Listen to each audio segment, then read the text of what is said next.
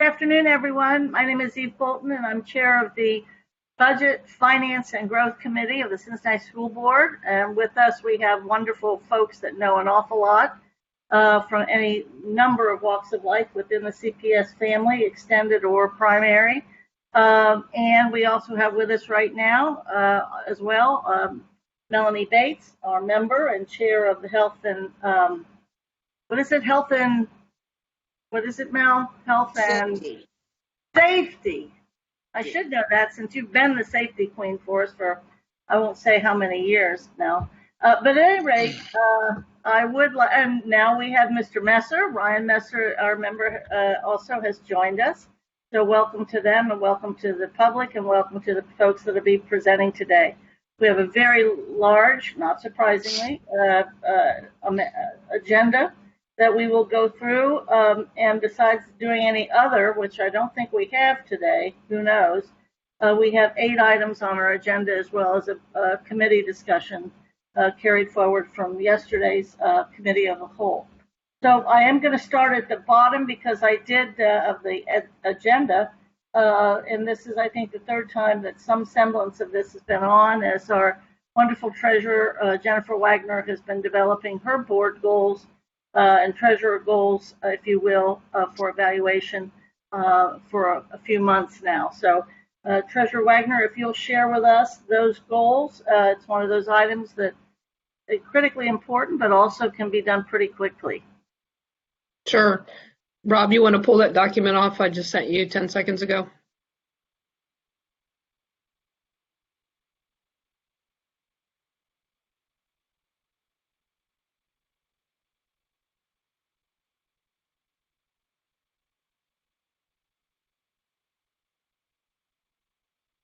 Okay, there we go. Well, that was a delay. All right, so I have 4 goals. The first one being to improve the whole need to receive cycle. And so we came up with a new solution on how to process financial transactions on behalf of our school partners who are very busy doing instructional matters. And so we have a quality improvement team that meets biweekly, came up with some few solutions, and we're already seeing improvements, but we'll measure the success of that by the number of requisitions that are rejected and the number of days it takes us to convert a request into a purchase order.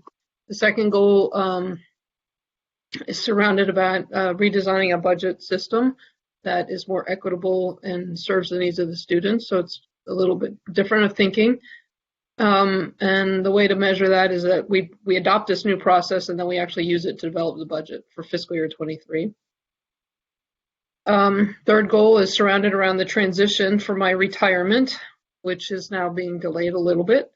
But so year 2 is a series of coaching events on people that would be my successors or have the ability to be my successors as the board chooses, and the number of organized training events I have with them, and then the timeline of all those activities. The 4th goal is surrounded around improving our financial dashboard. We are collaborating very strongly with the IT group and other departments that have dashboard needs. And so I don't know if you recall from 1,000 years ago, I was the dashboard queen at one point, but we want to improve and consolidate some of our dashboarding so that we can start using cross data, like a return on investment kind of thing.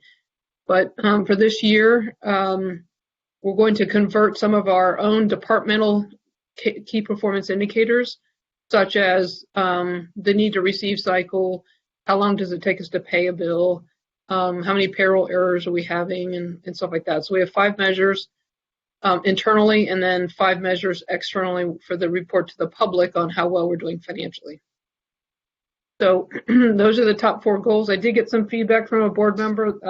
I just need a little bit of clarity on that idea to add a 5th goal, but open for discussion, answer any questions.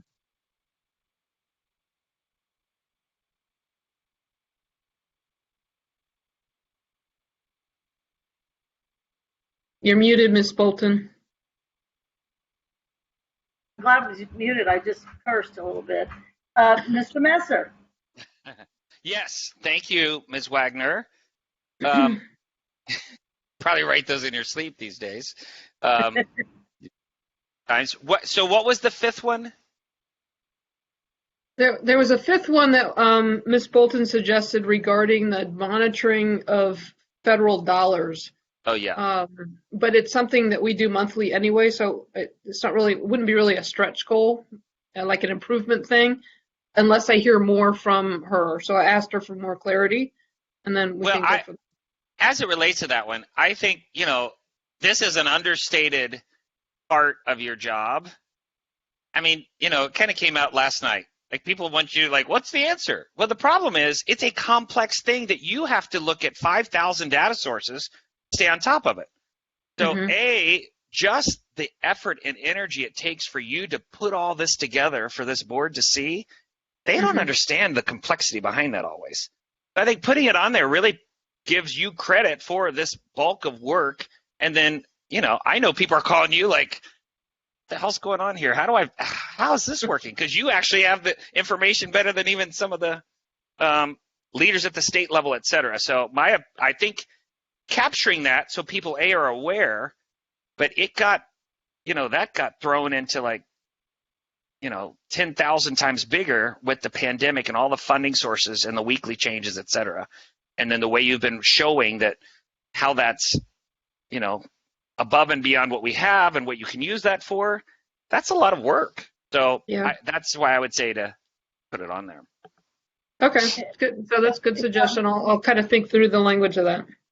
And I tried to use the term federal dollars largely because I didn't want to get it to say CARES and rescue and all that other stuff. But the reality is, especially under our circumstances, when I think back to the amount of money we got in the first term of President Obama, it is less than 10% of what we are getting as a result of CARES and rescue and everything else. And we fretted and fretted about those millions or billions of dollars, and it was tiny compared to this. So when I said that, I was really thinking in terms of monitoring and the use, if you will, of those dollars coming as a result of kind of pre, during, and post-COVID.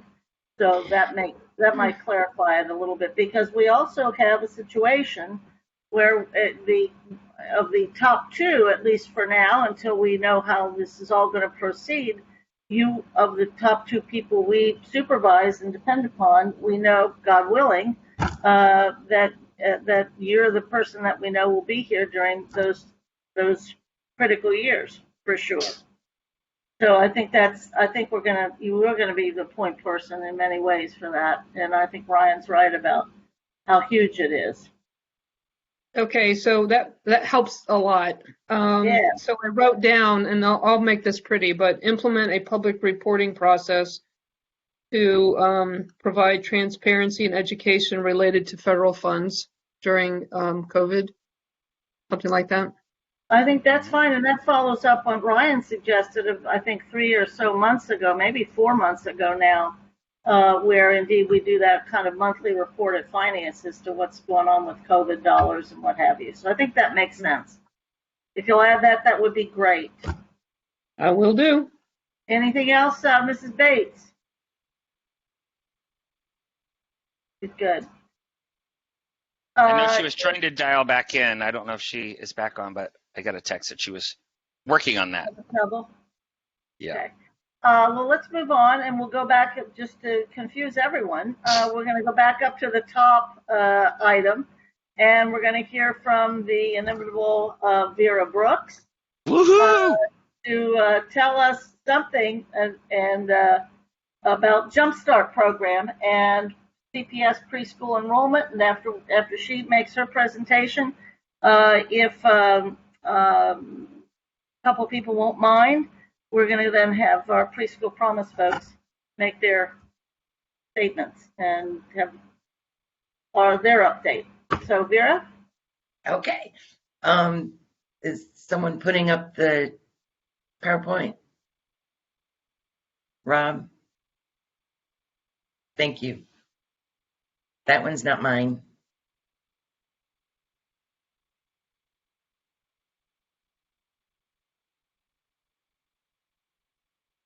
It's nice to see everyone today. We have some exciting news to share with you in a moment. Woohoo!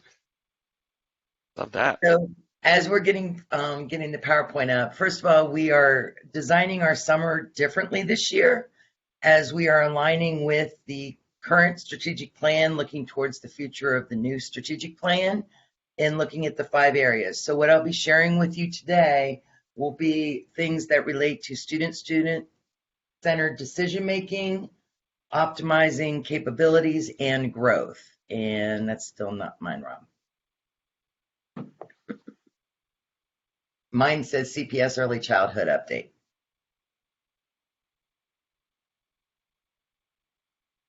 So with that, I'll just go ahead and talk what I have on the. Vera, I have to find it. I actually don't have that one. Okay, it's in it. Pat. So I'll just talk. How about that? Because I don't want to waste anyone's time. So for recruitment registration, we have been very active. We were doing kindergarten transition beginning in January and February this past year, and we will continue to collaborate with customer care and communications and engagement to help our families continue to register and enroll in our preschool and kindergarten, because we want every child to read by the end of first grade. So we have been participating and will continue to participate in Cincinnati Public Schools Shine Bright events throughout the city. We are doing online request for service forms. We are providing in-person staff throughout the city to help our families through the process, even though they can register and enroll online. We do know that for preschool, we also have to do an in-person interview, but we are also tying in families that may have a kindergarten or any student K through 12. We are helping them with the online process or connecting them to their school or customer care. I think I'm on page 4 now, Rob. Thank you. We are also offering the summer learning, back up one, please. We're also offering summer scholars, which has been a great success, and we are continuing to staff and prepare for our August Jumpstart, which would be for families the 9th through the 13th at all of our locations. And we are working with talent and development to ensure that all the classrooms are staffed with high quality teachers, paraprofessionals, and intervention specialists for our children with disabilities. Also, we are collaborating with communications engagement. We've had some radio interviews this month, the month of June, on Family Magazine. If you look at the back page, actually, we'll do a little telecom here on Family Magazine. Communications was able to get us advertising on the complete back with our barcode for enrollment. And this is just not for preschool. This is for pre-K through 12. We've been doing flyers, social media, and billboards. So if you know of a location or event, please just drop me a call and we would be happy to show up and be there. So as we have been doing our June push, which will go into our July push, next slide, please. We have been keeping our quality improvement run chart. And as you can see, when we started this run chart in May 4th, we had 591 students. Now, these are children that are either in Power School or they are in the process of registering to go into Power School. We have met with the families and have the documentation. So we started in May with 591. As of the 16th, we have registered 1,082 preschool students. So our goal this year will be our strategic plan from that we're working on that got interrupted last year due to COVID. We are striving for 2,200 preschool students throughout the city. Next slide. How many? 2,200. Woo! We have 2,200. I love the sound of that. We have 2,260 seats available. So our goal is 2,200. Okay. So for August Jumpstart, next slide, please. It will be available at all of our sites. The 9th through the 13th, we will be doing half-day programming. We are working with talent and development. I know there has been some confusion because some, I guess, families had spoken to teachers saying that they're not working it. We do have staff that will be working.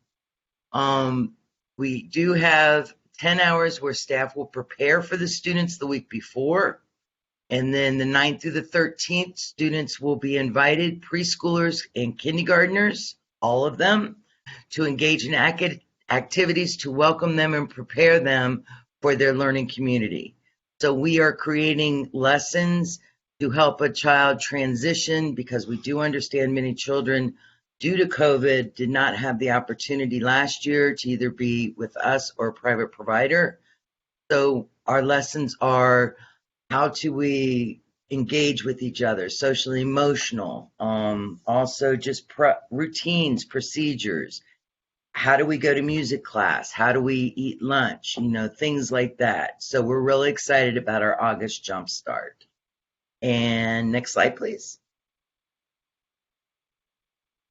So there's our information, and we will be continuing to spread the good word and good news, and we welcome all of our families back to Cincinnati Public. And are there any questions, please? Sir? Yes. You have a question or comment? Well, I just want to say this is so exciting. As a producer of many of your preschool children, Thank you very much. One just went out, then Lillian's in. When she goes on, then Rocco comes in. So we're going to be in for a while here. And, I think having the preschool and summer scholars has been incredible. And I did not realize that it was kind of standard that preschoolers, when they're starting to learn to read. I didn't go to preschool, and it wasn't something that I had. And it is amazing what I have observed firsthand of what they're getting. So thank you for pushing to make that not just part of summer scholars, but affordable to the families, obviously, that can afford it, et cetera. I think that's a huge win. I do love all of this growth. And I think we all knew the numbers were going to increase, but, it's doubled since, in that chart, which is, as a sales guy, you always like when things double. And you've been so kind. I'd meet people on the streetcar. I meet them walking through this, and every question I ask for every little child is, are you enrolled in preschool? Yeah. And I am shocked at how many times I hear no, and then and including our nanny who just got custody of her granddaughter, never been in preschool, didn't even know it was available. They're right under our nose. But one commonality, for a couple of families you've helped, or one, Laura happened to be where she helped connect, was they were all part of, I think, another network that you're probably already connected with, but Over the Rhine Community Housing, I forget how many 100 kids are part of that, Cincinnati Metropolitan Housing, and that organization, and specifically the people that work with the youth within them and the families. Is that something that we have a formalized, program where they're almost going through and helping make sure that everyone's enrolled today? I don't know if it's formalized, but I will be happy to reach out to formalize it. A lot of our connections are networking and just conversation of everyone having the same vision and the same mission of, we want every child to have quality life and a positive, high quality learning experience as they're beginning their journey. So yes, we could reach out to Metropolitan. We do have some formal connections with like Sukasa Santa Maria Children's Hospital, but that would be an option that I can definitely move forward on. Yeah, and I could give at least a couple of the contacts that I have, both at CMHA, Over the Rhine Community Housing, the Mercy Housing, and specifically the people that work with their children and youth. And I think they'd be more than happy to go through and just check them off and just make sure. And maybe even have registration events at their offices. Over the Rhines, of course, is right there at Washington Park and whatever.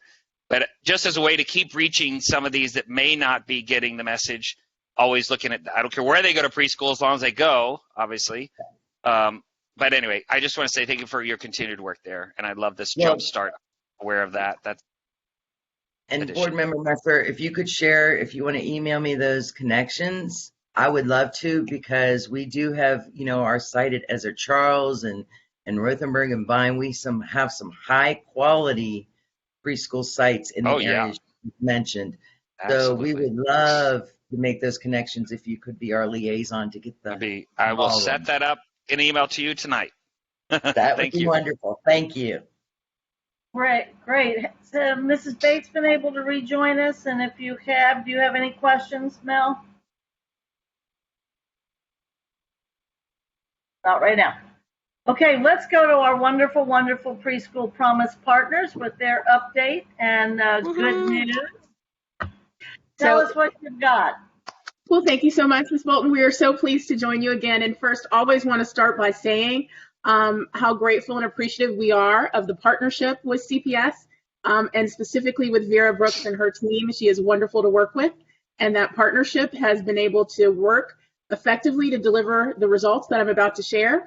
I will first say this is our dashboard as of 5/23, and I have to say thank you to Mr. Messer, who challenged me at the very first meeting that I came to as a new CEO of Preschool Promise, and presented to the board and said, we need some kind of dashboard to see what we're doing and what our impact is. And this has been the outcome. So these are our results as of 5/23. And you can see that we have processed almost 975 applications. Wow.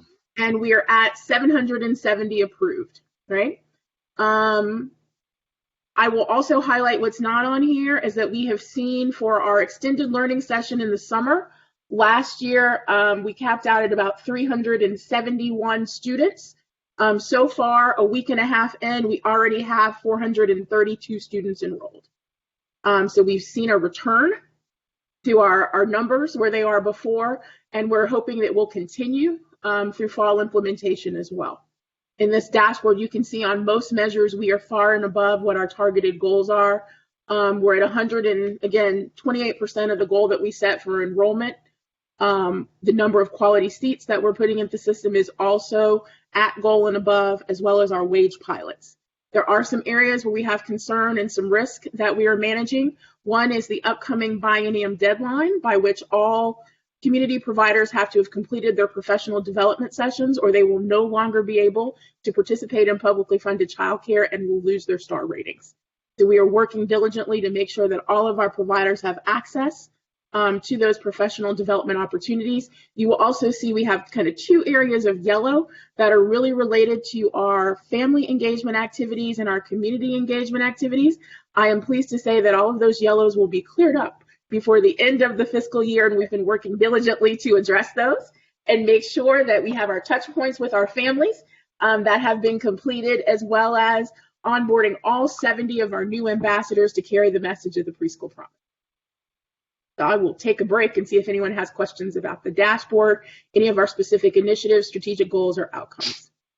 If I just could have a point of clarification for the public, when you said that the providers have to continue or complete their professional development in order to receive those funds, could you clarify for the public those public funds that's not that's coming from where, rather than them thinking that it's coming like here? Absolutely. So in 2-year cycles, for every 2 years, in order to receive publicly funded child care dollars from the Ohio Department of Jobs and Family Services for families that are eligible based on their income, there are agreements that community providers make with ODJFS to receive those funds on behalf of families. And if that agreement is not intact and all the qualifications are not met, then those agreements are not valid, such that people that receive public funds from the Department of Families and Services for their child to attend preschool would not otherwise be available. And because they would also lose their ratings in the step up to quality ratings, they would not be eligible for Preschool Promise funds either. Thank you. It is vital that providers reach that to make sure that we can continue to support the families at those preschool sites. Super. Thank you for that clarification. Mr. Messer or Ms. Bates or any members of the administration have a question about the the evidence number A there, or letter A, the wonderful dashboard. Any questions for the director? Well, my just a comment. I think it's fabulous, and you should be very proud of this. In that, good organizations do, public, private, whatever. You set your goals and objectives, and you measure success along the way, adjust, and all that. This is textbook of how you do that, and kudos to you guys for doing it. I have to say, it may be the size of the screen. I hope it's not my eyesight, which probably is more so that. But I really can't read the specific detail. But I love the format. And, maybe if it's something, yeah, there we go. But this is the why for me, for not only why did we do this in the first place, but why as a city and a community we must continue to do this going forward. So, this is like, you show this, you pass every levy just based on this, because people will see like there is very strategic and decisive work happening. We're measuring it along the way. So kudos to you for your leadership. Thank you. Thank you. And we welcome feedback. I will say, when we are in person again, there's a beautiful version of this that's a fold out that's very easy to read that I think you will love. So. And I think the only one that I have is, the whole workforce development thing. Like I was going to a bunch of meetings when I first joined the board, and I felt like it was just felt like I was in a dryer. Kept going around in circles, and once in a while I get dumped on my head. I couldn't figure out what exactly was happening. I think I knew what was intended to happen, and that was that we actually were getting not just more children in seats and doing that, but we're also developing people in their careers to create better lives for them too. And so I see, so we have the grants and that type of thing, but is there a measure specifically on, we have this many new teachers, that have grown, like, is that something that's being measured over time that ladders to better income for their families and raising more ships too? So I'm glad that you brought that up, because I can speak to that a little bit, and we are pleased to work with Laura Stanregret as well and the Preschool Workforce Development Council. What you'll see on here in our specific measures were, as you mentioned, the Teacher Promise Grants, and we have been measuring retention rate. Because rather than focus solely on reaching that $15 an hour, which was the moniker at the beginning, that is important, but we've expanded that to talk about recruitment, retention, and wage parity, right? Because those are really the essential things that are involved with that. We do not have a measure yet of new teachers, but because I will tell you that is our greatest crisis, right? Yeah. We have classrooms that are available that have been beautifully supported with resources. It is finding and recruiting teachers for those classrooms. And I think that's a problem nationwide. So the Cost of Quality Committee had discussions at their meetings 2 weeks ago and said that is the initiative that they are prepared to tackle. It is good that we have people at that table that include CPS, Cincinnati State, for Children, and Mount St. Joe to work on what that talent pipeline looks for us. And we'll be happy to report new teacher recruitment, but I can tell you right now, it's relatively low. We're trying to keep the teachers we have, as well as try to get some new recruitment teachers, but they're hard to come by. But we will absolutely include those in our upcoming measures, and you see that on the side when we start talking about wage pilots and parity. I will point out, though, we are very pleased that our retention rate with the teachers that we do have is at 85%, which is remarkable, I think, for preschool teachers in this environment. Yeah, and just the last thing, and I don't know if we formalized this. I mean, if there was ever something so perfectly aligned with what we're trying to do from a career tech, career planning, everything within CPS, out of the thousands and thousands of CPS kids, surely there's a cohort that if they were exposed to this and they're, I met with some of the building trades and they're out on the job sites and learning and helping and doing little things here and there. They were doing some of these things. Would that put them directly in? And I don't know if that's as tightly established and connected as it could be, but I think there's a significant opportunity for a next round. And then, of course, you got to talk about pay equity for Well, teacher to teacher and all of that. And that's such a good idea, Ryan, that we're already doing it in a couple Yeah. of our places, especially in the career paths. And I know that that's been suggested too through a number of other partners that we have. So, yeah, that makes perfect sense. I can think of one right now up at Aiken, where we have preschool classes, and they have that educational path. And Yeah. So it's not that I don't want to diminish that one. I'm just saying more. this is such a need that this is one that we could really offer at a lot of places that then could go out and provide assistance for their curriculum, their whatever you call it, getting their experience in sites of care, that perhaps the district could help expand that a little bit, just knowing that this is a crisis, and yet we have the solution right here in our backyard. Yeah, the reality of COVID too has been to decimate so much of the private female entrepreneurs who have been caring early childhood for a long time, and child care and preschool as well. So yes, that makes it's a national emergency. You're right. Yeah. Any other comments before we go to the preschool promise updates? I think we have some budget updates, do we not? Or yeah. Now, can you hear me at this point? Mm-hmm. Yeah. Oh, good. I don't have comments. I agree with everything that was said. I just want to make sure that I'm connected. You are connected. You might be the most connected person I know, Melanie Bates. Ms. Bolton, we have two quick slides. Can we share two additional quick slides with some updates? Please.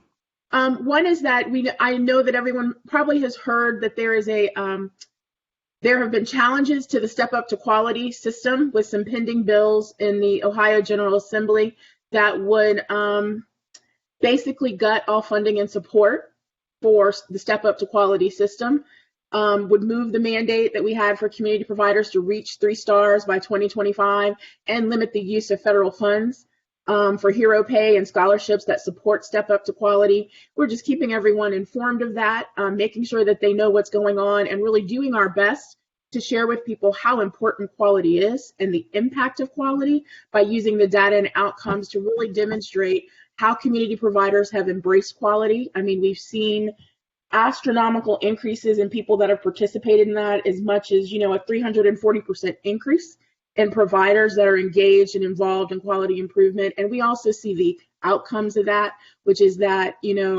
having children who attend a high quality preschool show up to kindergarten ready. And that quality matters, and that is what the Preschool Promise was founded on. So we're watching very carefully every day, because we know with the Preschool Promise, our commitment was to invest in high quality preschool. And if that infrastructure is gone on how quality is measured and the system to set up to do that, it would create a crisis in how we do what we do, right? Also to share that our pitch night candidate was selected with Peanut Butter and Jam with Linton Chamber Music. We're excited to be working with them in the fall. We have the Board of Managers met on Tuesday and approved a extension of the agreement with Innovations, who will be doing our final year of the first levy cycle evaluation.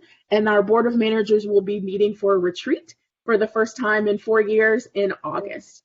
On the final slide, you will also see the budget that we shared at the previous committee meeting that was approved by the board on Tuesday with no changes, approved as presented, and that is on the last slide. Great, thank you so much. Questions, comments from administration or board members? Just a quick question, if I could ask, and I don't want to belabor this because I know we have time issues, but the kind of the assault on the Step Up to Quality, is that coming from the left of the political spectrum or the right of the political spectrum, or both? Do we know?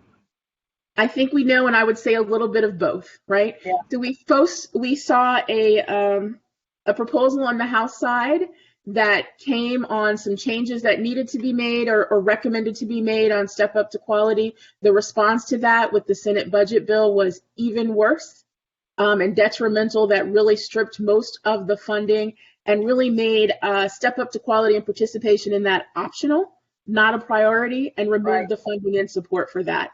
So our hope is that as it goes to conference committee, that there will be a negotiation that maintains the system intact and shows a bit of compromise. What that compromise could be, we hope, above all hope, is not at the expense of our children, that removes the ability for providers to reach and maintain quality and the funding that they need. Because what would be gone, again, is the professional development sessions that we talked about, the system that said it supplements what Preschool Promise does for the resources, the curricula, all of the things that providers need. We would return to what we know is a base minimal education, not what we want for the best of our students. And we really need to look at that with an equity lens, because but for Step Up to Quality and the Preschool Promise, we may have gone another 10 years in this community at least saying that the kids with the lowest income would not have an opportunity to the best high quality education that they deserve. And so we focus on the system and we say step up to quality, but this is really about kids having access to the best and what has been proven to benefit them the most. If it would please the committee, and rather than waiting till the end of the session, I would hope that we'll support an action item. And if Ms. Bruckner will capture this, I think it would be great for us in this partnership that we have to see what more we can do regarding influencing the final legislative outcome of that. I know we've been working on it, and we've been working on it together as well, but I do think it needs to raise to the priority, especially with our Hamilton County legislators. Well, is it in the budget bill? Is that what the issue is? Yes. It's in the budget bill. Yes. It's we need to call Eric Kearney, we need to call Eric Kearney and George Glover today. Yes. You're the chair of Health and Safety, and that's under your jurisdiction. Would you see that we get that done through the interim superintendent and I'll just call Eric today. Well, I know I want you to, but I just make sure we clear that, make sure the administration knows that we're doing that. I think that's a great idea, Mel. Thanks. Don't we? I mean, isn't Sarah on the call? She's on the PLT. She can notify them. Who did you say? Is Sarah here on this? Isn't yes, she on is. This, well, Sarah can inform the PLT. Okay. That the Sarah, board, that the committee recommended that we with no haste contact our governmental liaison, Eric Kearney in particular, and advise him that since and I'm assuming we don't have another board meeting, but I think it's a safe assumption that the board is going to be like totally on board with this. I can't believe they wouldn't. But at least our committee, we know, is on board, and we know Preschool Promise is on board. So I can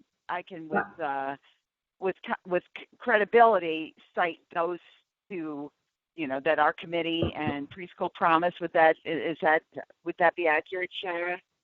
That would be accurate. At our board meeting on Tuesday, the board instructed me to move forward and make sure that it was very clear to everyone that the damage that this disruption to the Step Up to Quality system would have. I would say that we have relied very heavily on our partners at 4C for Children and Groundwork Ohio, who have the flexibility to move in a stronger advocacy role than we do.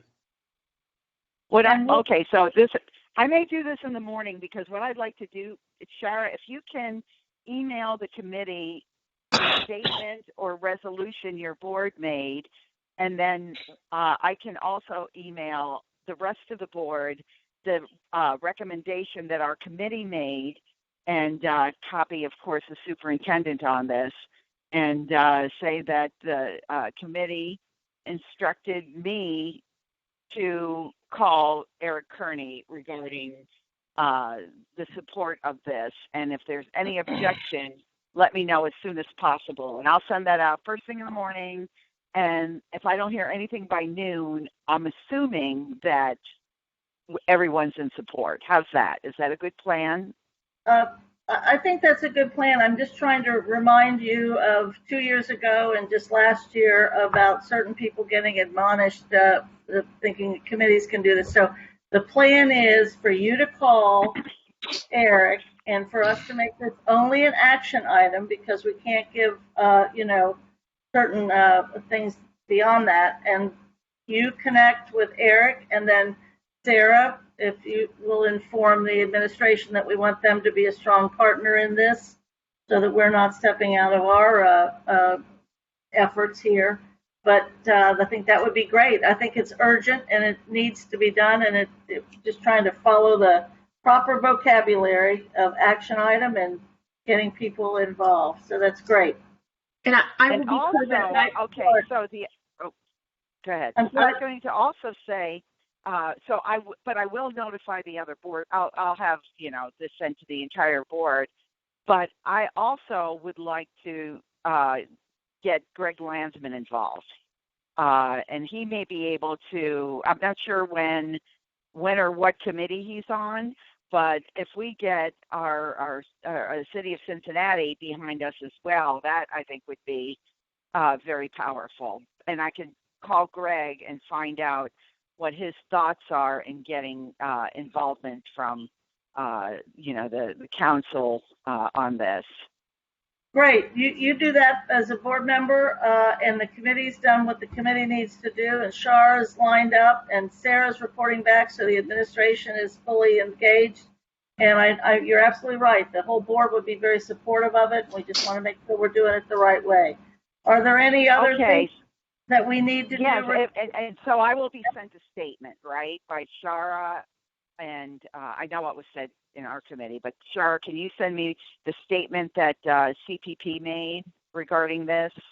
I will do the best I can to send you that statement. Those minutes have not been created yet, but I do have the video. I mean, it happened on Tuesday, so we don't have the minutes all drawn up yet.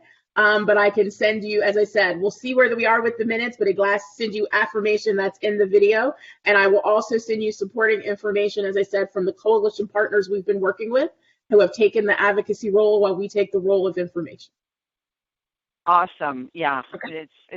This is crucial. Yes. It's just the start of all kinds of political activity about many of the things we do or don't do. Yep. And let's take a stand. Shara, thanks for bringing that to our attention today. Any other issues, preschool promise or preschool from CPS? Because boy, did you all get a lot of time today. Thank you for that. We love it. You always bring Thank good you. news between you and Vera. It's just great. So thank you very much. All right. Thank you all for your support. Thank you. Yes. Let's then go, if we are done with preschool, let's go to CPS outside. We have a guest presenter, and I can also give a little bit of history if necessary, but we have Ryan Bullock Mooney from Green Umbrella about this Cincinnati Outside initiative that is now almost 3 years old, and it's been through at least 2 different committees over the last 2 years. It's been through the curriculum department. I know it has the support of our interim superintendent, and it's my understanding there is monies at least earmarked for what this initiative may be, and we have some discussions or questions regarding what money that might be and how it can be used. So perhaps the treasurer will be able to give us some guidance. But first and foremost, the facilitator, the point person for this is our Ryan Mooney. Well, no, there you are. Okay, good. Now I can see. I was a little worried. From Green Umbrella. Would you start whatever it is you're going to be saying and Yes. advocating for? Absolutely. And mostly I want to have a conversation, but I have a few things that I'd love to kind of toss your way. So we have, just by means of a brief overview, we have, been working in what I would describe as both like the operations and the capital side of what you think of, the Cincinnati Public Schools budget. So we have a lot of activities related to curriculum and instruction and teacher training and after-school programming. And the curriculum department has been fabulous in working with us to integrate funds for those efforts within the budget that they propose. So we, of course, would love, the board's full support of those activities that have been included in the operating budget. We're also working closely with Rob and Brandon in the facilities department to define what opportunities there might be to improve our school campuses to make them a little bit more suitable, engaging, shaded, for example, learning environments outside of the school building. And part of what has emerged as a result of that partnership is that we were able to be accepted into this national cohort focused on green schoolyards. And I spoke to the Student Achievement Committee about this recently, but we are getting technical assistance from experts in this space to really look at a district-wide, equitable, open access set of schoolyards, which basically, creates park-like environments on school campuses that are accessible not only to students, but to the community at large. Increasing green space access and time outside, not just to students, but to the neighbors who live near those schools. And so we are right now ramping up our capacity kind of at Green Umbrella and within this partnership to move quickly around understanding the full picture of what our schools are like currently, how teachers and others are using them, and how we can be most strategic about making upgrades to those outdoor facilities that are really going to ramp up use of those outdoor spaces.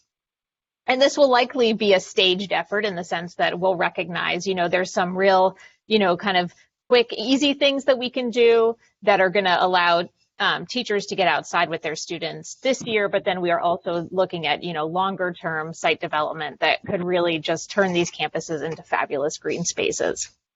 And so far, we have provided the facilities department with kind of a wish list of, here are the projects that we know about already based on our early site assessments and our existing partnerships with these schools. That totals about $85,000. And if we can get all of that done, this year, which I'm confident we can execute on, that'll be great. But what we want to talk to you all about is, how do we think about the federal funds that are available to invest in the health of students and their campuses in order to create kind of ongoing capital funding opportunities so that as additional schools are assessed and designed, that we can be moving through this implementation process without being constantly stalled by fundraising or getting approved in the next budget cycle.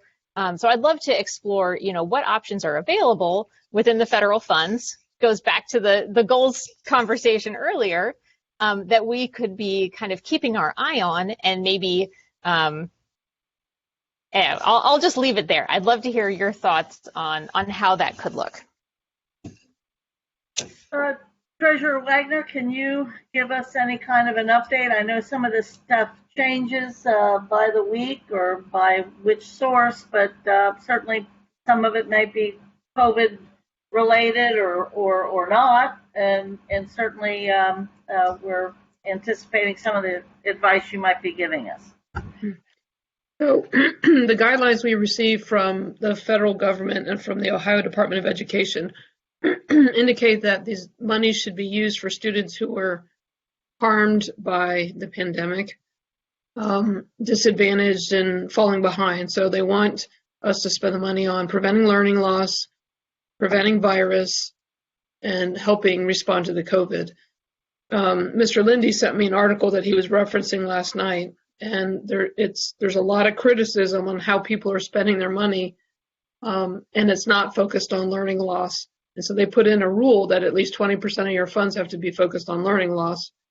And so they're being very particular when they're approving our plans. And so as long as we can tie this effort into a response to the pandemic, virus protection, and preventing learning loss, and supporting students who were harmed by the pandemic, then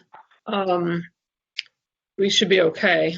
We need I need a broader holistic plan to present, and what that might look like.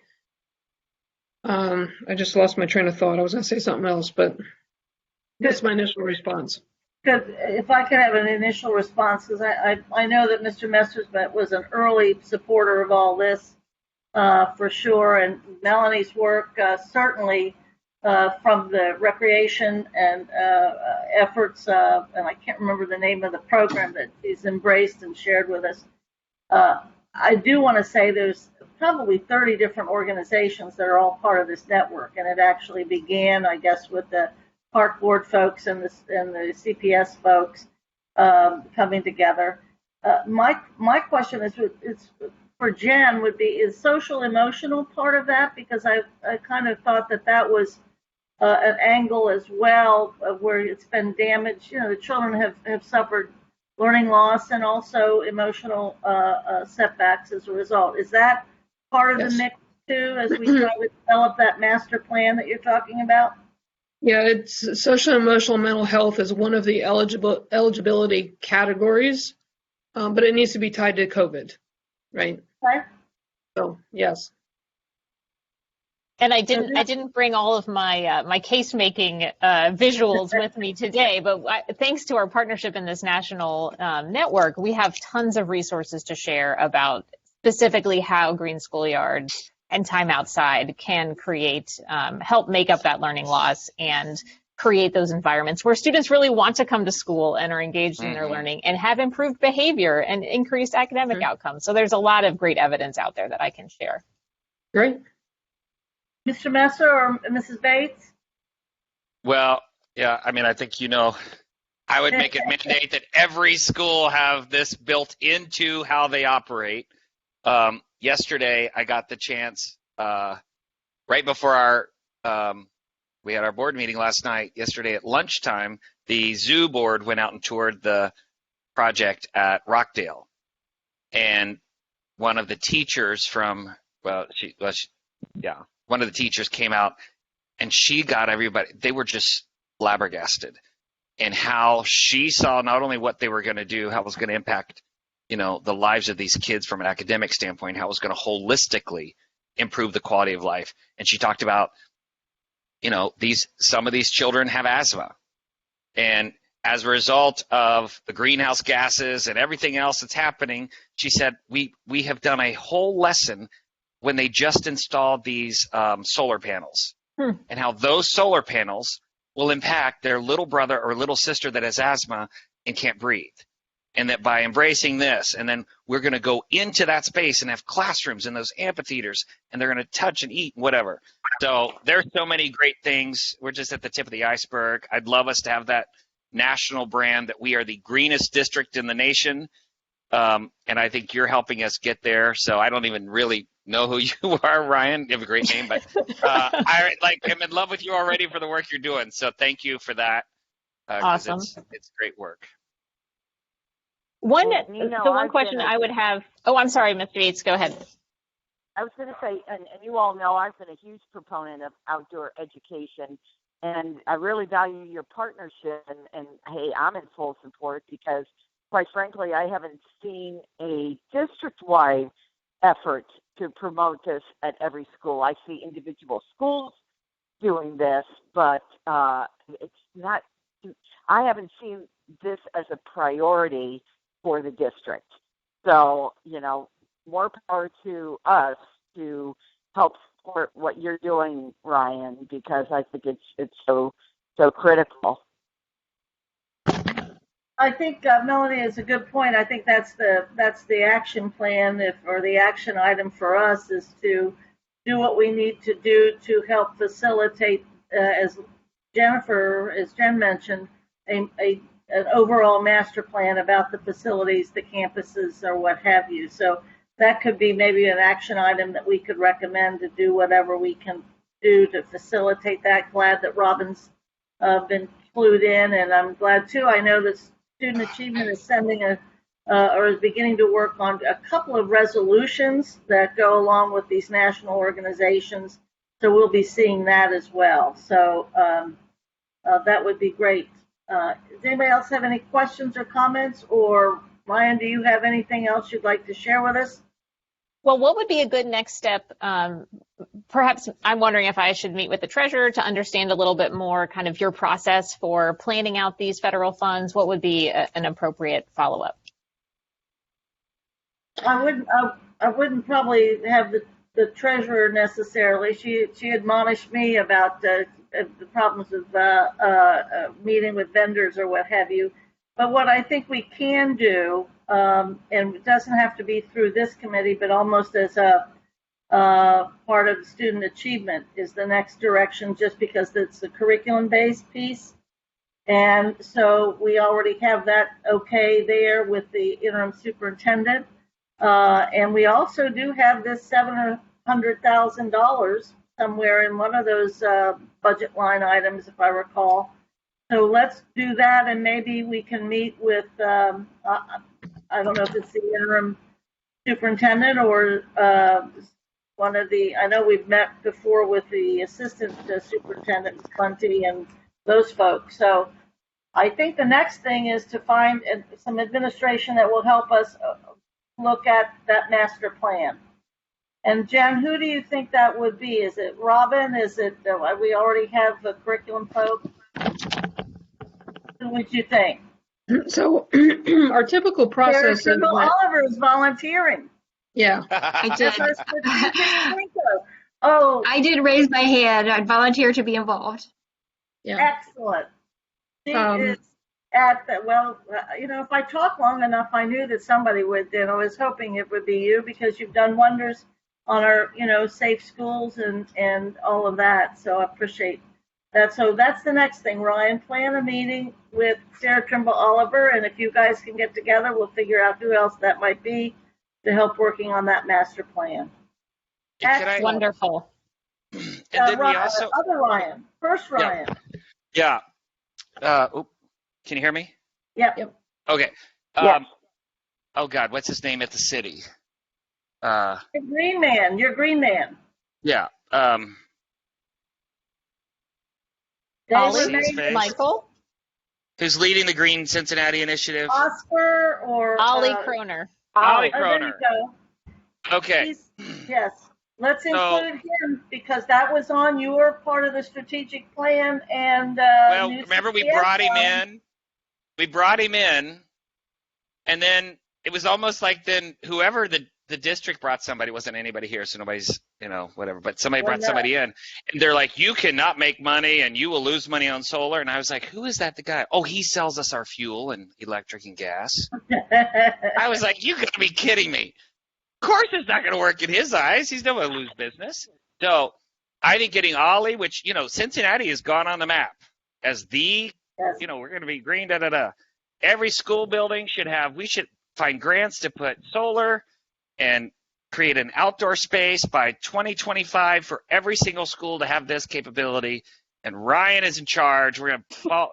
And then when I'm not on this board, I'll come volunteer and help you, Ryan, get your stuff done on that, because I think this is such an important part. And I will say, Ryan, as a person that kept mentioning your wonderful green plan, because you brought that to finance some years ago, but the city guy, green guy, Ollie, has reached out a number of times and wants to be very much a part of the outside initiative. So, and then I think one last person would be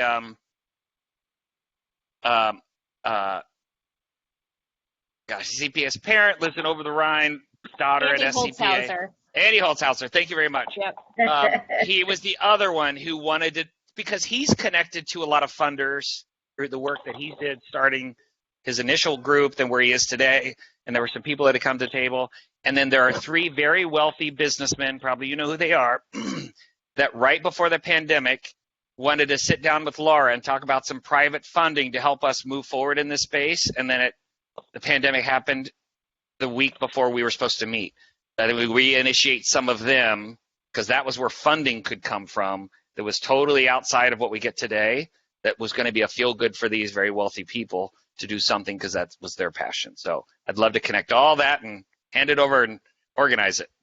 We have our action item then and a meeting to follow up. and we've got two members outside of the group that we're talking about right now, and let's try to get that done. Is that cool? Fabulous. Cool. Wonderful. And Thank you all.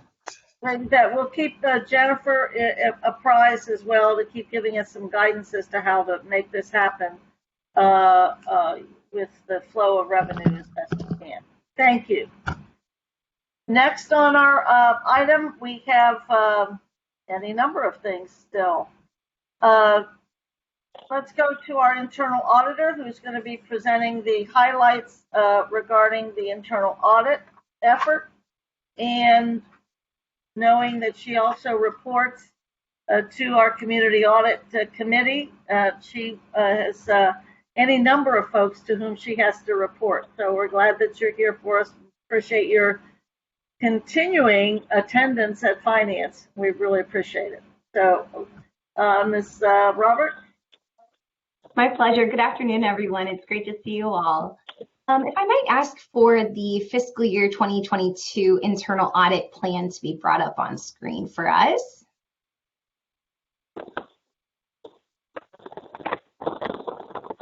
And while that's being pulled up, today I'm going to provide a brief overview of the draft of the fiscal year 2022 internal audit plan. We were very intentional this year to gather input from a wide variety of stakeholders, as our goal is to ensure the equitable allocation of audit resources throughout the district. So we'll go ahead and begin on page 4, if you would. Thank you. So as noted on page 4, the internal audit team met with 22 district leaders to gain input for the plan this year, which was a big expansion on our previous engagement. Those 22 folks included, of course, our Treasurer Wagner and Interim Superintendent Amat. We also issued a survey to the 13 audit committee members to more directly request their input and feedback into what should be included in this year's plan. So the risk assessment is based on the 4 categories outlined at the bottom of page 4. You can see financial risks, as well as our other functional audit risks and entity level risks. And the top of page 5, you'll see a table that highlights the top 10 budget unit areas that resulted from the cumulative scoring of this risk assessment. So once we arrived at our top 10 areas, we then combined the results of the risk assessment with the feedback we received from this year's engagement conversations with management. And we arrived at the projects that are summarized on this document, pages 6, 7, and 8. So we'll go ahead and we're flying right on through. This will be reviewed in a bit more detail at our audit committee meeting, but I want to be mindful of our time today. So if you could scroll to the top of page 6, we'll go ahead and give a brief overview of the projects that are included in this year's plan. So beginning with advisory, over the past few years, we have expanded upon our advisory projects. Advisory projects are ones in which the internal audit team serves in more of a consulting capacity. In these projects, management takes the lead and internal audit supplements their work. And so this is a great way for us to stay attuned and engaged in the key priorities of the organization. The thing that sets these projects apart is that we don't issue formal audit reports like the ones that are traditionally issued for our insurance projects. This year's advisory projects include the first, you can see our ESSER funding. Internal audit will work with the Treasurer's Office grants team to do some transactional level testing to ensure that the funds that we intended to spend for COVID-related relief spending did align with our intention. And that will allow us to gain some comfort over the functions of the controls and great processes that the team put in place. Next is the oversight of the BKD and CPS benefits project. This is in response, I should say, to the benefits audit that we released in February of 2020, I believe, just before the pandemic. And through the conversations in audit committee, the committee supported this outside firm named BKD coming in to support the work and the implementation of those recommendations, as well as the remediation of the findings. So internal audit's role in this work will be to provide independent oversight as well as a reporting mechanism back to the board as well as the audit committee. And finally, moving on to the last advisory project are the district strategic plan support. This supports two of the goals of the district strategic plan. The first being optimized capabilities.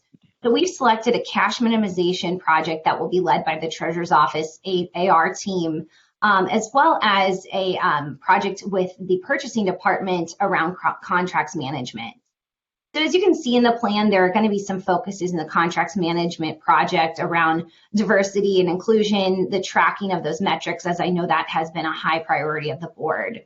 So while this is being led by the management team in the purchasing department, we hope that we can lend our analytical and accounting type skills to support this work.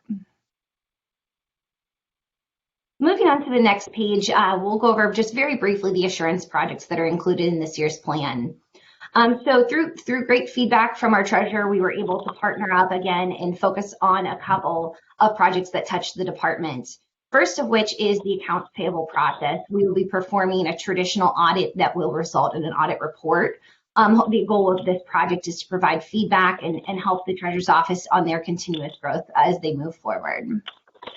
And then additionally, the second area there is in response to some of the risks that have arose from the movement of assets during COVID. So I know there are a lot of folks that were bringing assets home, whether they were significant assets or minor assets. There was a lot of movement during this past year. So our goal through this project is to perform a variety of inventory cycle counts to ensure the accuracy of the things that we own and ensure that they are properly tracked. And then finally, this is a continuation of last year's project that we had begun around data analytics. So this year, we are really ready to hit the ground running. We've been partnering with ITM, who is doing a fantastic job leading this effort. As Treasurer Wagner mentioned before, they are working on some dashboarding in the Treasurer's office as well. So we certainly wanted to continue that focus. And as a rather small internal audit team, our goal is to be able to perform analytics that give us comfort into a wide variety of financial areas. And then finally, the final area there you can see are in the follow-up section. In fiscal year 2018, internal audit performed a project around our procurement cards. And we were very pleased to hear that management reported all of the recommendations as being completely implemented.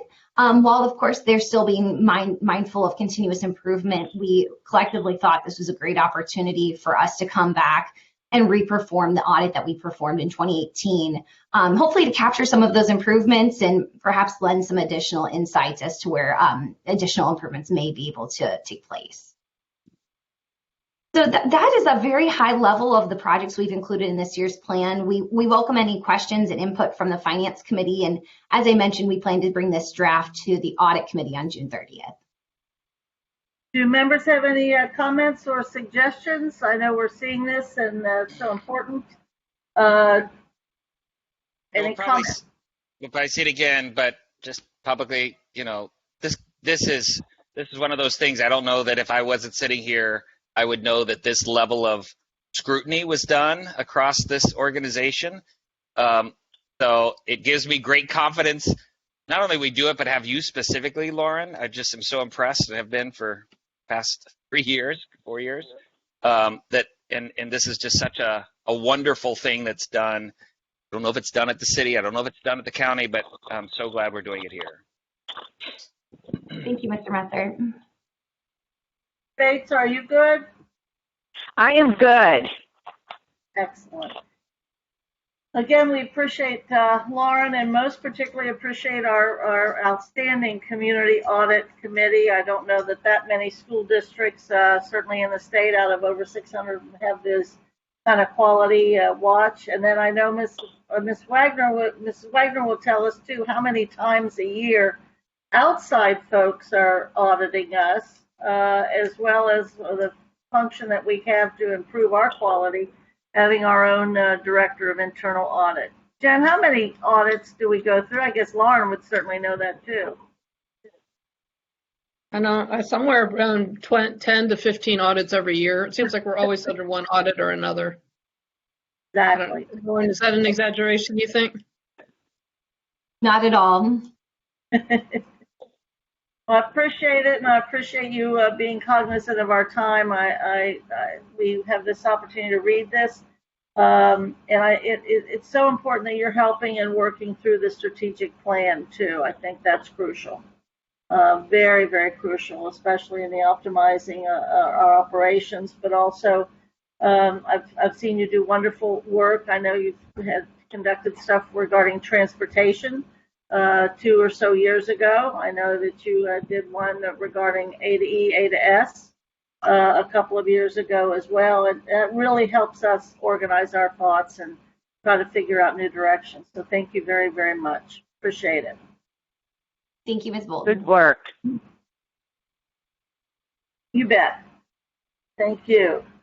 All right, with the big T, transportation. We have at least 2 folks here, and time is of the essence, not on this meeting, but time is of the essence as the school year approaches in one of our biggest operations, and the one that probably on every single day touches most of, or at least the most of our families. And so there's a lot of pressure to delivering that operation. And so you've sent us some notes, and I know that Ms. Bates and Mr. Messer received those this afternoon, as did I. So if you'd like to, Mr. Johnson or Mr. Trimble Oliver, however you want to organize your high level or summary or presentation, because you've been very diligent and very patient with this committee, and hopefully it's been of some benefit. Yeah, I think Mrs. Sarah Trimble Oliver is going to take the lead to give you guys some high level points that she wanted to discuss, and then Sure. I'll be here to follow up on some other specific operational things for you guys. Super. Yes, so as Ms. Bolton said, work is furiously underway to prepare for next school year, all of the planning and the routing that is necessary. So we wanted to just give a very high level update today, and then supported by the more detailed memo that Mr. Johnson forwarded. So work is underway. Routing has already started for next school year. As it stands today, the transportation budget for next school year is at $48.6 million. And we're proposing a combination of general fund and CARES funds for that budget under the activity use of response to COVID and continuity of services. And so just for a comparison, last year, the transportation budget was at $40.7 million, which of course was not a full year of service due to the time that we were on distance learning and the time that we were on the 1-2-2 blended learning, just to take you back a little ways, where we did not have the CPS schools open on Mondays. The prior year to that, fiscal year 20, the transportation budget was $47.1. But again, even that was not a full school year, because if you remember in the spring, so not all of that 47 was spent in that year. I'm really excited about some of the new language that is going into the MOU, which is a 1-year contract extension for our yellow bus providers. I wanted just to hit a couple of high points because I think these, as we were instructed by this committee, is to get some new language into these the contract extensions that will improve services and improve the experience for our families. And so I'm really excited about some of these, and I'll just hit the top ones that I think are most impactful. For example, there's the call center staff requirements that the vendors are required to provide increased. The old language was 2 staff for the first 70 buses. The new language is 2 staff for the first 50 buses plus 1 for each additional 25 buses, as well as an additional bilingual requirement for a certain ratio of the staff to be bilingual to be able to better support our families. Number 2 is service runs, and these are kind of practice runs that are done before school starts. Those are increased from 2 previously to 4 now, with an additional requirement of a 90% on-time performance requirement on the service runs. Otherwise, additional service runs are required. Number 3, the driver sub pool increased from 10% to 20%. We think this will have its tremendous impact, as that was one of our most impactful effects of our service during COVID, with an additional 3 required professional development for drivers, and I just want to name these off: effective communication and interaction, emotional mastery and de-escalation skills, and supporting student needs inclusive of students with disabilities, English learners, and students experiencing homelessness. The 4th addition is an increase in the road supervisors ratio. It was 1 for every 70 buses, and now it's gone for 1 for each 50 buses. And then 5thly and lastly is an addition to our reroute process, and this was a learning from our quality improvement project where we are requiring the vendors to implement a driver route change audit. So for each reroute, they must conduct this driver route change audit, which allows us to catch any problems or issues early before the reroute goes into effect. So those are just some examples of some of the new language that that are going to be included in the new contracts. And we're very excited and very confident that this will result in improved experiences. So that was just the gist of our update, and if the committee has any questions, we can answer. Thank you. If I could ask just one of the questions, will all of our high school students be able to have Metro service? Yes, currently right now we are planning and working with Metro weekly. And the plan is for all high school students to be able to get Metro service next year. Okay, great, great. Mr. Messer or Mrs. Bates? Well, are all those proposals, have they been accepted by our vendor yet, or is it proposing? So there is only one vendor that we still have outstanding that was notated in the information that you guys got provided. That's both with Queen City and Peterman. They are owned and operated underneath the National Express umbrella. Queen City Transportation has been sold back to the original owner, Aaron Haid. He has the naming rights of that company. And so now they're moving all the yellow bus assets underneath the Peterman name. And per our language, we are renegotiating those terms as far as the rates because of the increase of the amount of vehicles and resources underneath there. And so we are looking at a lower rate than what we traditionally had with Peterman. But has it been agreed upon yet, or are we still negotiating? We are still actively negotiating that one. I just received the next round of feedbacks from Elizabeth Sanchez, which is their COO. I got that roughly about 2 hours before this meeting, so I have not had the time to actually review it and see if we had come to full consensus yet. Okay. You good, Mrs. Bates? I am good now. All right. I'd like to recommend, and I'm sure it's probably on the board, and I know that we are trying, as we go into this next year, board year, school year, I should say, that we are not trying to have too many presentations from the administration or too many this or too many that, because we're facing so many other kind of points of contact. But I really would like to think in terms, if it pleases this committee, that either, hopefully maybe that August 9th board meeting, that it would be possible that the board members and the public get an overall view of what transportation might look like or is planning on looking like for this coming school year, kind of proactive, positive things to look for, or whatever, new things. I just think that would get us to a good start, because that's what everybody is going to be waiting to see. Besides the schools being open, it's going to be, hearing and seeing those buses, whether it's Metro Yellow or a van or a car. I mean, that's it. That's where our families are focused. So if you can be thinking about the best way to do that, if it's okay with the rest of the committee, I'd recommend that as an action item. Sure. Excellent. Great. Ms. Bolton? Yes. Sorry to interrupt you. I don't know if you realized that Ryan dropped off. I don't know if he's having technical difficulties or if he had to leave, but he's no longer on the call. Thank you. I did, and I'm anticipating that it's a technical thing. I don't know if Rob's trying to help or if it's possible Ryan had to move someplace else too. But thank you for bringing it to my attention. We'll try. So Excellent. Okay. Any other comments that transportation would like to make? We're happy and we really appreciate this memo today, and really appreciate as well, Sarah, you being here to give us the highlights. And we know everybody's working hard. We're still going to have to figure out something about transportation.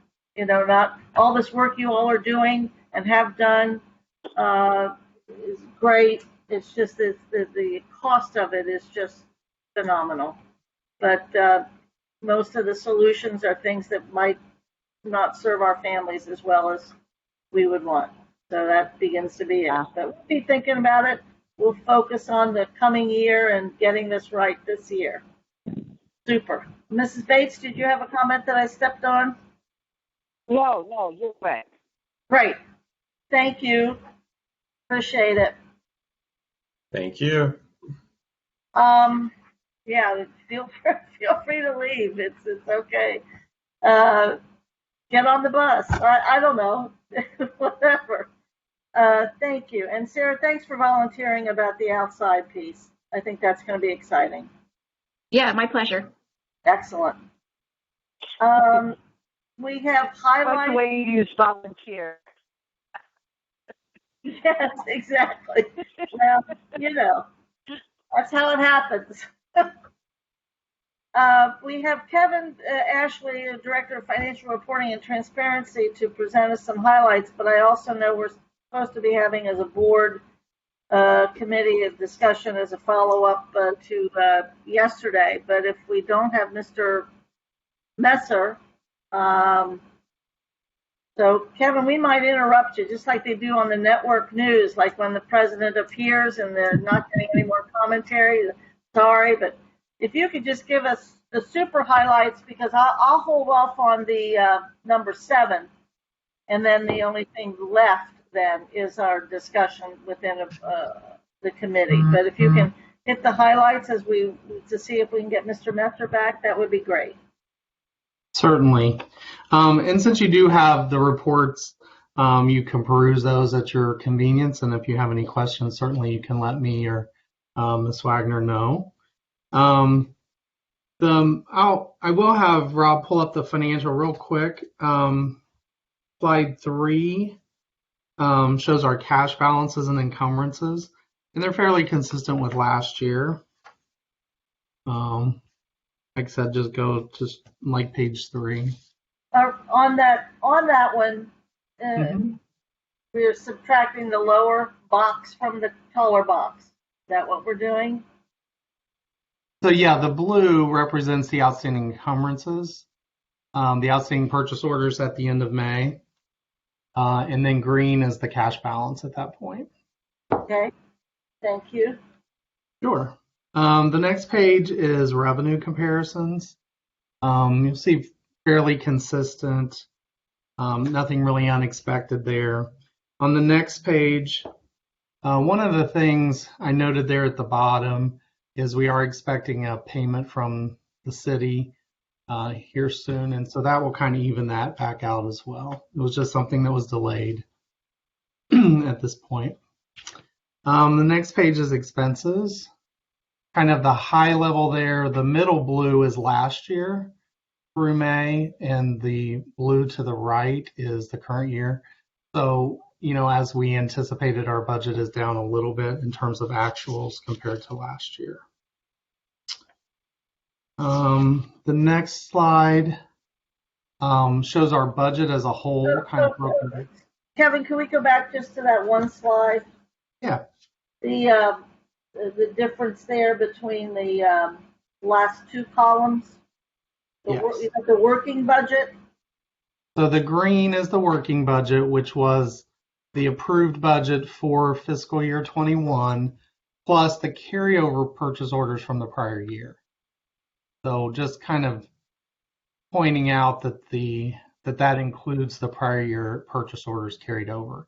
The actuals would be any checks we wrote July through May, whether it be on last year's purchase order or this year's appropriation. So is it then my understanding that they have for 22, what we've been talking about most recently this week, is not that much different than what 21 was? Maybe that's Nope. Jen's question or your question.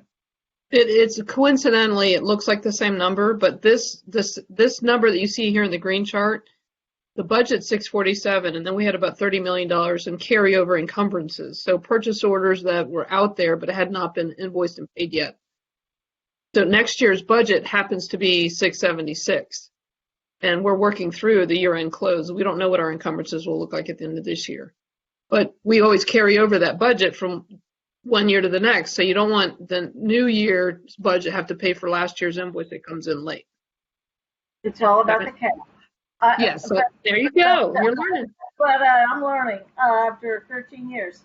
Here's the thing, I just think for the public, and I don't mean to say this wrong, but especially in an election year, people are focused on a lot of things much more deeply than they might be, or there's more dialogue out in the community. I just think that be aware that it doesn't look weird, but it looks coincidental, and it might be a talking point for some people or whatever.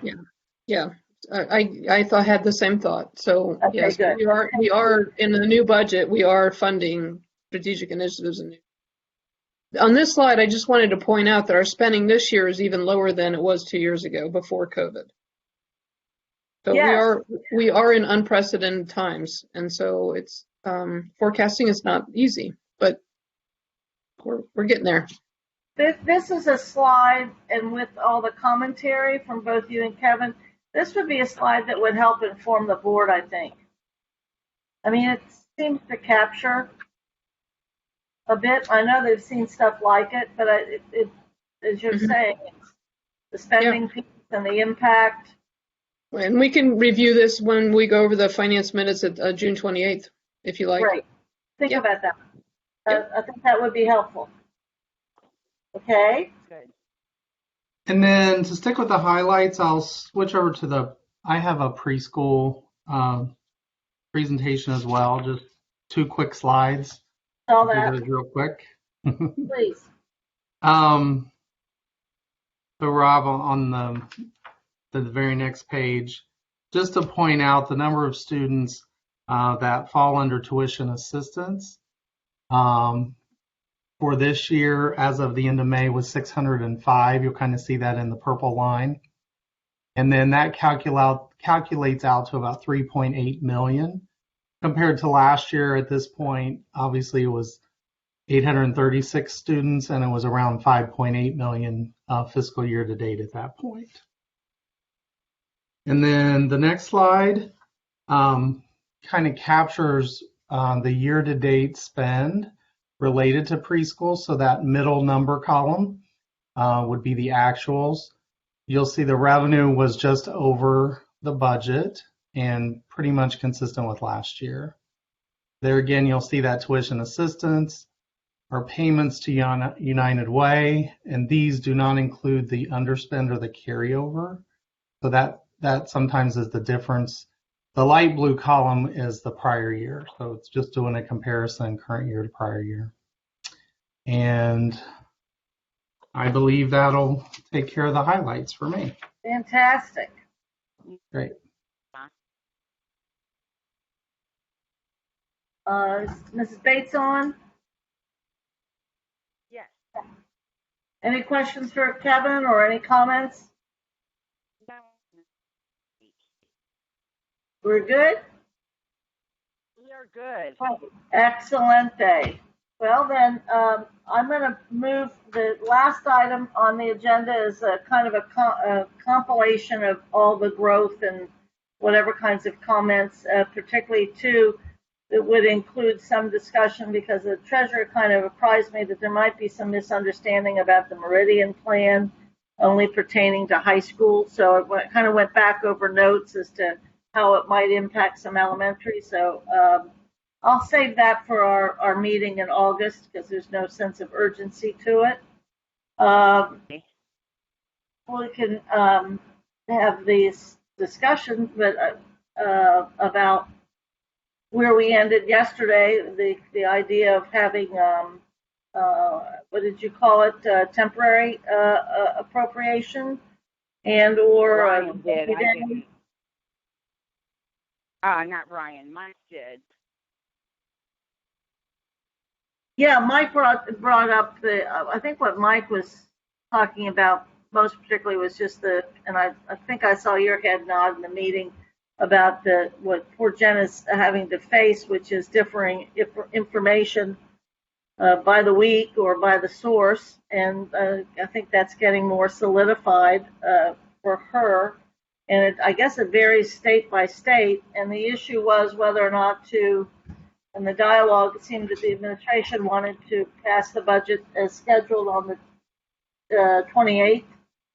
And I have great reservations about that because so much of this budget or these monies are about the next 2 years. And if I wasn't sure how that would play out and who would actually be getting to decide those next 2 years if we aren't making some decisions now about this base part of the budget, which is 22, which is the last year of our strategic plan, and facing 2 more years that would be new or extensions of the strategic plan that would get us to the new CPS, leaving kind of our district of destination and moving into the new CPS. And I see that very much interrelated and connected. So that was my reservation. I'd prefer the 90-day, but Jen spoke about it's more difficult. But I just think that there's a boatload of money out there, money that we've never ever been exposed to before, and I would feel more strongly about representing the community if more of us were somehow phasing it in a larger circle of folks. But I don't know. So that's actually a requirement of ESSER 3 is to have a public engagement participation. And so Krista, Taya, and I are working through a plan that would make that happen. And 3 years, September of 24 is going to come really quickly, especially because some of the things that we want to do in the second year of these funds is those renovation projects that are typically 18 to 24-month projects. Yes, and that's one of the reasons I think you make the case for us doing it this way, because as you say, you and Krista might be are working on a plan, and you've told us recently and long ago that the community has to be involved, as is always the case, even almost in any federal monies being spent. Here's my pet peeve. The community elects a board. And our primary responsibility, very frankly, is to be the stewards of the money, as well as provide the finances and the facilities that our children can have the kind of education they're supposed to have. So to me, it would seem that we would be more involved and actually have a base start, better off if we were to extend this. And yes, you're talking about September 24th. Is that 23 or 24? 24. Yeah. ESSER 2 ends in 23 and ESSER 3 ends in 24. And that speaks to the fact that decisions being made now impact those decisions. And again, the rights of the incoming boards or future boards can be impacted by what we do. And so I didn't quite, my view would be, obviously, as I think I may have said yesterday, to make it a 90-day piece rather than this. But the board has to come to grips with that. Well, I thought the board assigned Finance Committee to come up with that decision. Well, they did. They assigned us to have a discussion. So I was getting my views in there, and Melanie can get her views in, but we're also missing a member right now. So this is huge. This is so huge and so multi-year. And we are in such a transition anyway that I think that getting it right is helped by perhaps the 90-day or whatever you would be calling it. Now, what are you, I mean, I don't know where you are, and I don't know where I'll end up being. What are your thoughts? Oh, I don't know. I mean, Yeah, I'm with you. I'm not sure either. This amount of money scares the heck out of me.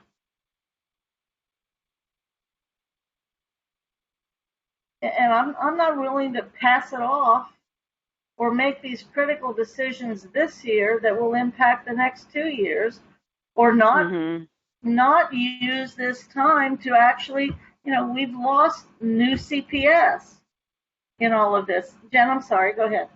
That's okay, I just have a question. So is your concern about what's in CARES that we're anticipating to be in CARES, or in what's in the general funds not being, that you believe shouldn't be funded? I'm not confident about all of the spends for this year that we've seen, especially as they may now be impacted by what we found out as to how we might better be able to use general fund or use CARES for general fund.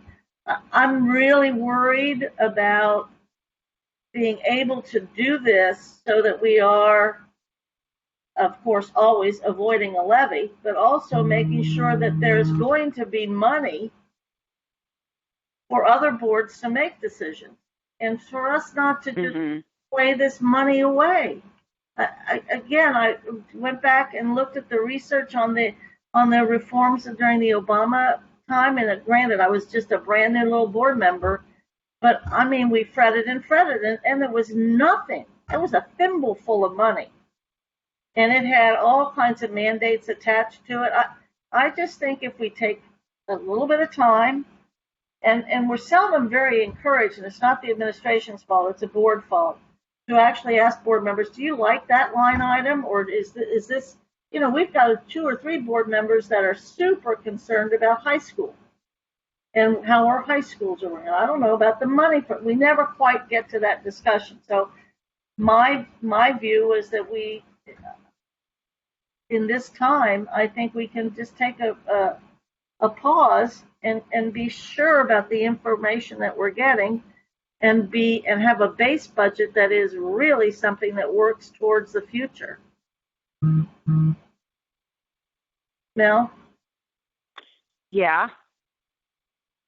Hello? Yes, we got you. We got you. Okay.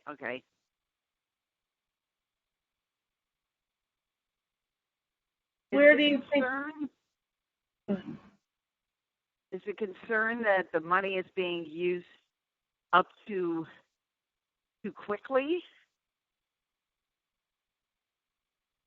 It might be, or is it being used to maintain the status quo, or is it being used to create the new CPS?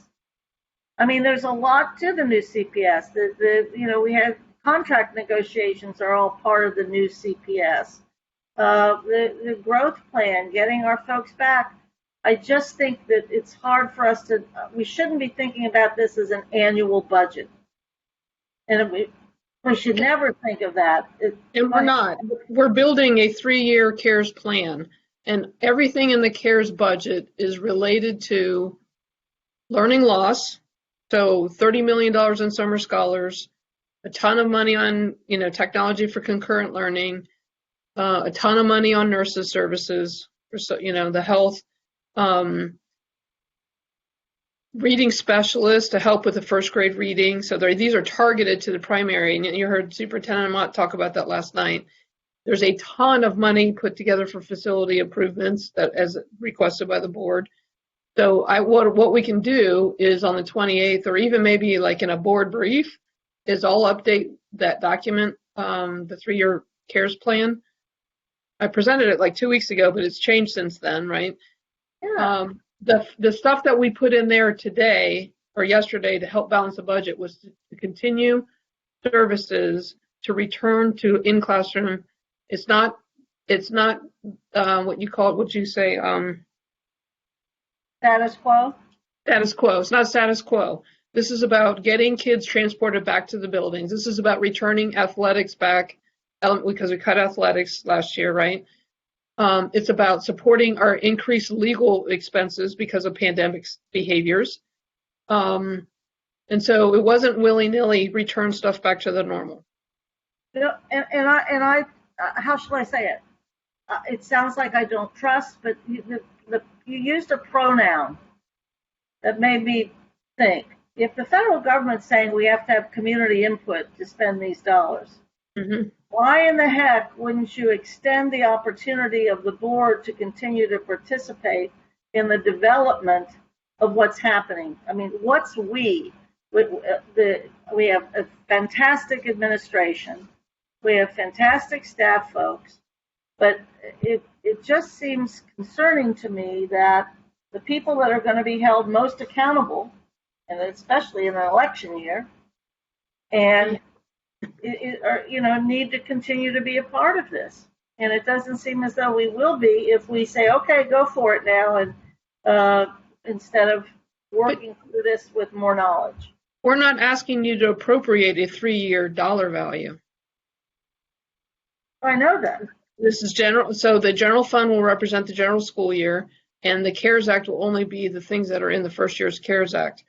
There's plenty of opportunity to adopt the larger plan in CARES. I understand that, but that's never been discussed. It's never been on anybody's calendar. It's always, it's an annual sort of thing. We've talked about it being 3 years. I get all that, but I'm just saying the first opportunity, the baseline for those 3 years and how this works out starts this year. And I'm just having difficulty understanding the resistance to a 90-day, if that's what it would be, to give us a bit more time to get a better handle on the base year and the actual information that does continue to change. So that's where I am, and I'm just concerned about why we wouldn't pursue that. Well, why can't we do it on the 28th? Do what on the 28th? What Eve is at? You would do the 90-day appropriation and then keep moving forward with the engagement? Yeah. No. We can. Oh, good. About first year plan. So we're not asking for a 90-day appropriation. Melanie, do you think we could actually pass this, the budget, and do the 3-year plan by the 28th? I mean, I don't see it.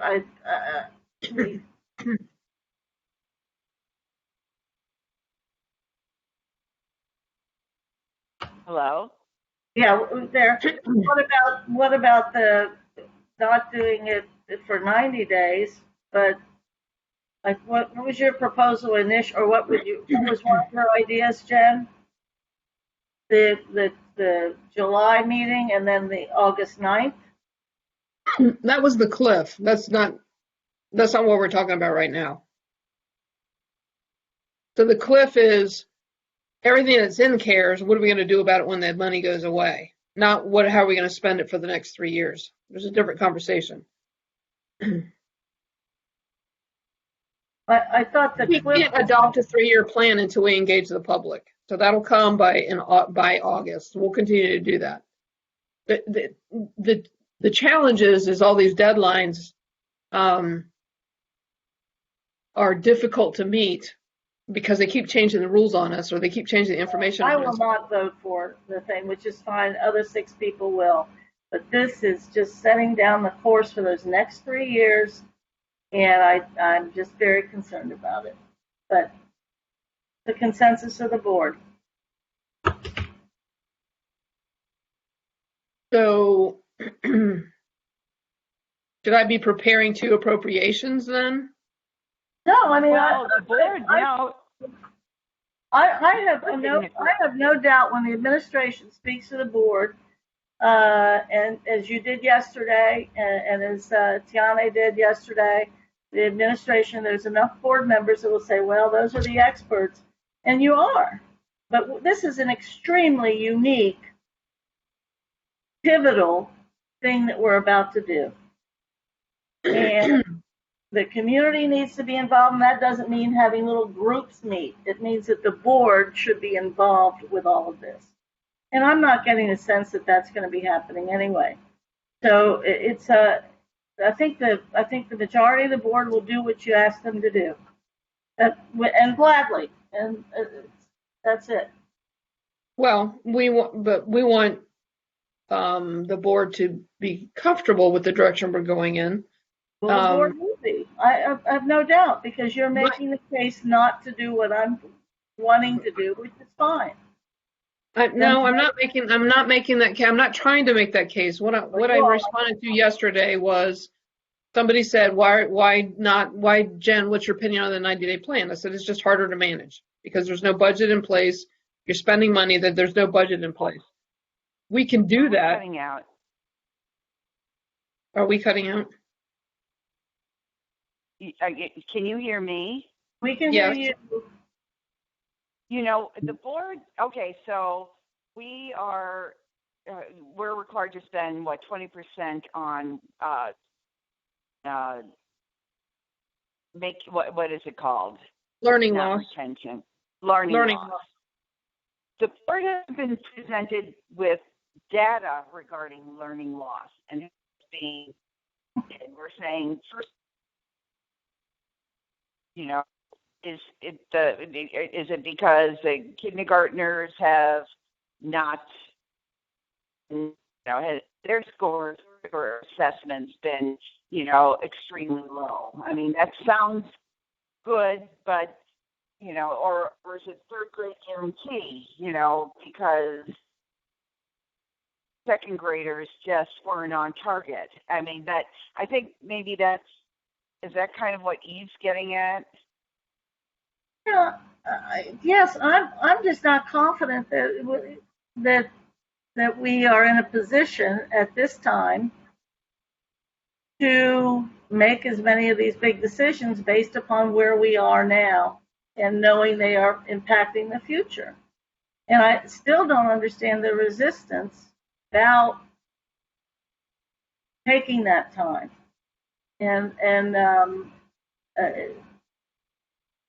This is what I was trying to explain. There's not resistance on my part, other than it just makes my job a little bit harder. But the only way to do that, the only reason to do a 90-day plan is if you plan to change the 676 plan. If you don't want to change the 676 plan, then there's no reason to do it temporarily. And that's what you said. And I'm not altogether sure that the board has even had a chance to change the 676.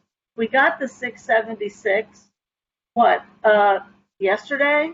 Right, and globally. Last week. I completely right. We haven't. And nobody, and every time somebody tries to get in the weeds, it's like, well, this is an issue. But I don't know that anybody's asked the board, or the board even knows that they could change things, or they know what the priorities have been versus the priorities that are being missed. I'm not sure that's happened. I mean, Okay, so how does this sound? Because I do acknowledge that my intent yesterday was to give you guys, or prior to that, to give you more detailed information on the budget. We just couldn't do it because we changed things at the last minute with CARES, because we started using that. So on before June 28th, so by the end of next week, or early next week, I will give in a board brief the details of those line item budgets, by budget unit and by object code, from the general fund and school-wide pool, and CARES Act and student wellness. Those are the major issues, right? And then on the 28th, you can adopt a 90-day appropriation. On July 19th, between June 20th and July 19th, we can get feedback on what there are concerns about of the budget. We'd have to do some kind of a workshop or something. And then you can adopt the final budget in August. I would prefer that. I would feel more confident sending people out and the hustings, if you will, or being able to justify what we've done when the public is paying attention. That would make me feel much more comfortable. However, we could work that out. And And it changed yesterday too, because it was the strategic stuff that Sarah was presenting, and then it was the we're standing here together, and I mean it was pretty clear. Okay, Ms. Bates, how do you think of that plan? I know you travel a lot in July. Oh, well, I already cannot be there on the 19th, and I'm going to have to see what the plans are for that the legislature brings forward to extend virtual participation in meetings by elected officials. But meetings are not going to work for me. May be able to watch them and participate. Okay, but could you be available to me to get feedback from, like if you and I did like a one-on-one? Oh, yeah, definitely. Okay. All right. So I'll outline tomorrow. I'll put it in a memo tomorrow to the board and to the PLT members on a revised timeline. That would be good. Okay.